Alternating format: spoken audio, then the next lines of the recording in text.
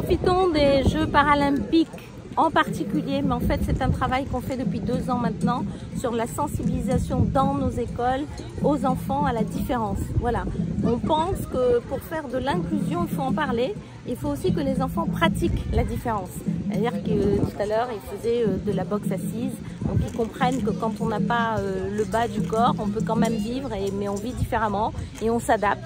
Là, ils comprennent aussi qu'on peut faire du foot si on ne voit pas, on fait différemment, mais on fait quand même. Voilà, donc la sensibilisation, c'est pour vivre avec le handicap qu'on a, mais c'est surtout que ceux qui n'en ont pas s'adaptent à ceux qui en ont un.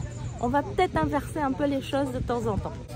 Gaël, c'est une grande fierté et nous, on a voulu pas le garder pour nous, mais vraiment le partager avec les enfants. Et je vois qu'il a beaucoup de plaisir avec être avec les enfants qui prennent conscience que il a travaillé beaucoup pour avoir cette médaille. Ses parents aussi l'ont accompagné beaucoup, donc c'est bien aussi que les enfants comprennent qu'on a de belles choses en faisant aussi des efforts, et beaucoup d'efforts. Oui, c'est une opportunité exceptionnelle puisqu'on reçoit des gens exceptionnels dans leur parcours sportif, mais dans leur parcours personnel. Parce que ce sont des gens qui ont des vies de citoyens, de femmes et d'hommes. Gaël Rivière est un avocat d'affaires.